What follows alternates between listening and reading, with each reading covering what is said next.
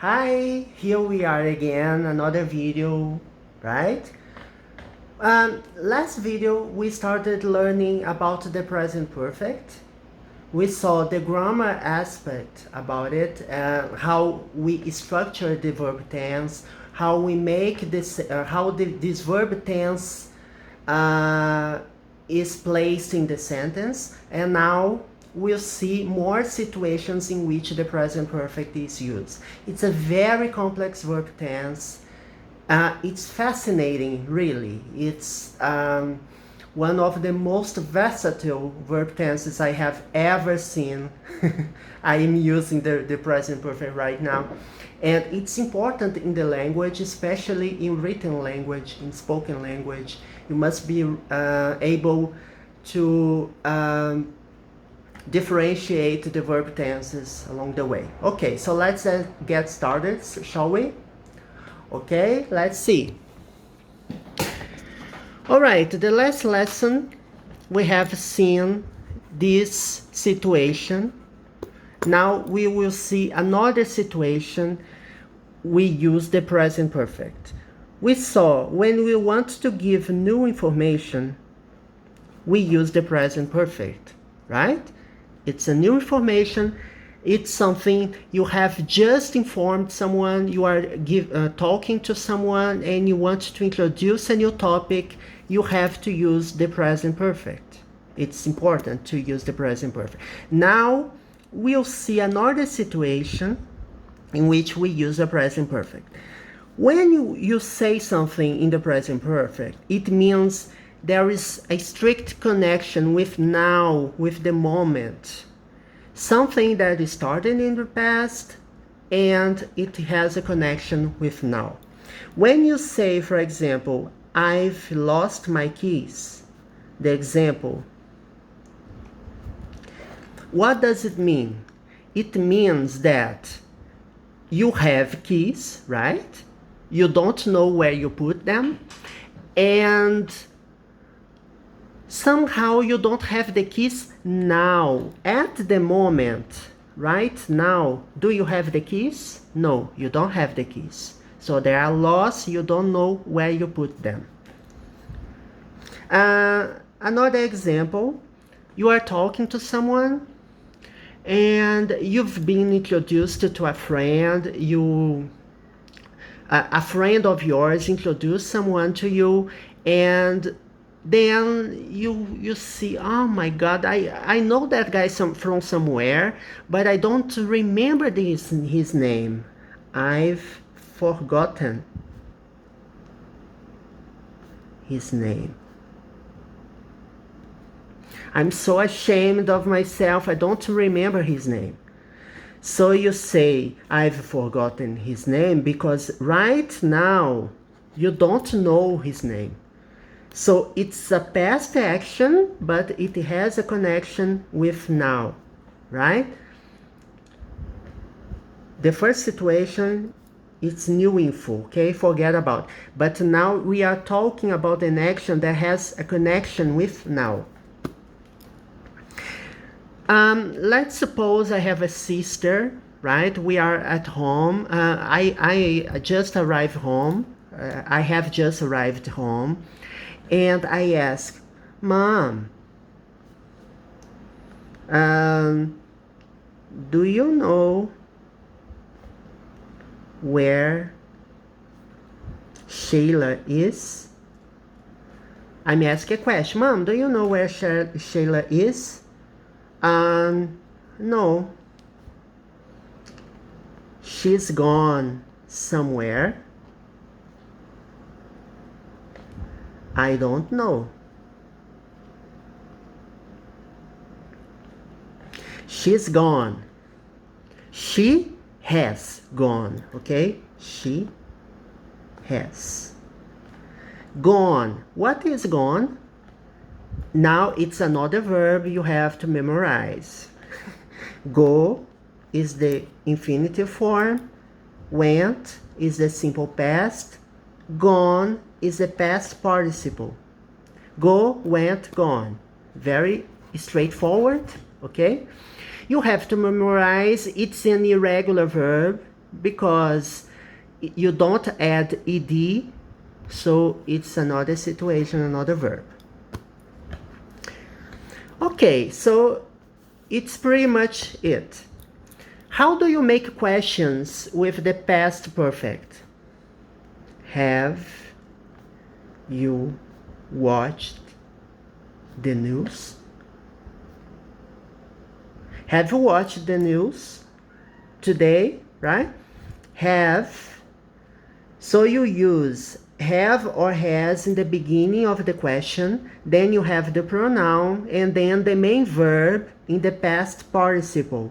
The past participle, in most cases, is a regular verb, I can't guess, but many used verbs, I guess it's more than 100 verbs, are irregular verbs. So you have to memorize the past participle tense. Where can you find these verbs in the past participle? It's easy. Every grammar has a list, a comprehensive list of all the verbs that are irregular.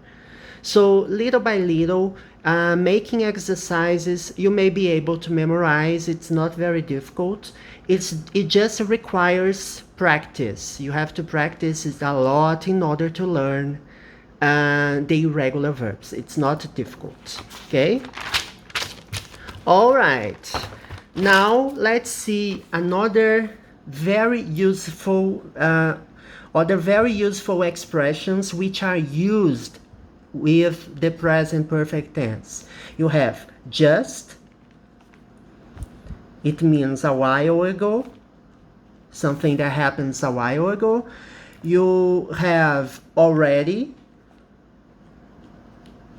and you have yet. So just, let's see first the just. I have just taken a shower. Okay, it applies to me. I have just taken a shower before recording this video. I have just taken a shower. Taken. Taken. It's another irregular verb. Take, took, taken. So the simple past and the past participle are different, okay? I have just taken a shower. What does it mean? It means that just a while ago, I have taken a shower, right? It's very easy. Let's suppose you go to the supermarket and then you come home and you want to say, oh, Mom, I have just arrived.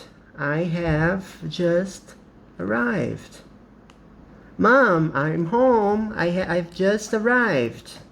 It means an action that has just happened, okay? A while ago. It has a connection with the present, right? It's something that has just happened. Let's see. I'm going to write an example of something that you will guess the meaning of the word already. It's very easy. For example, have you read that book? Have you read that book? I'm asking a question in the present perfect tense. Then you answer, yes, I have. No, I haven't. It's the easiest way to give short answers. Why is it? My teacher used to tell me that that's the lazy answer, because you have to use the verb and then you don't have to complete the sentence. But in this case, it's lazy because you don't have to write the word, the verb in the past participle, right? You don't have to guess the word, the meaning, anyway. But if you are lazy, you are going to answer like this. But it's not the case. I want to give examples of the words already and yet, okay? Have you read the book? I'm going to answer Yes, I have already read it. I have already read it. Then you guess read, read. Have you read? Oh my God, I'm confused. So what does it mean? The verb to read is different. It's a irregular verb because you don't add the ed after the verb, okay? But the simple past is read, read, read. You just the change of the is only from the pronunciation. The written, the spelling is the same. Read, read, read. But the pronunciation is different. Read, read, read. So the simple past of read is read, and the past participle is read as well. So I have already read it. So it means that the book, okay, I have finished the book. I have already read it. But let's suppose you haven't read. No, I haven't read it yet. I haven't read it yet. Yet is used in negative sentences, right? In the present perfect. And it means until now, until the moment I haven't read the book. I haven't finished it yet. Until the moment. Right? Yes, I know. My spelling, my writing is terrible. Okay. But I just hope you understand, okay? I haven't read it yet. You have already is used in affirmative sentences. It comes after the verb to have and before the verb in the past participle. When you have questions, when you want to say something that has just happened, I have just arrived, already, and yet. These three words are very important because they are mostly used in the present perfect. Of course, you have many exceptions. Yet can be an adverb expressing adversity, but we are not talking about it right now. We are talking about the present perfect, one day at a time, okay? Okay. Yet means that for example, you have an expectation of something happened. I haven't seen the letter yet. You are eager to read the letter someone has sent you, or an email, right? A love letter, perhaps. You want so much, you are looking forward to read the letter, but but I haven't seen the letter yet. I want to read the letter, but I haven't read it yet.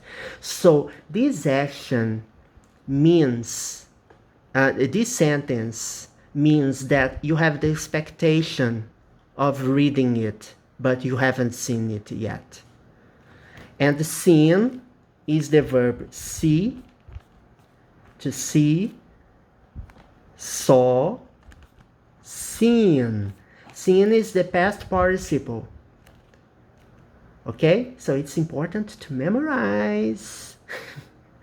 It's important to memorize all the situations. Okay?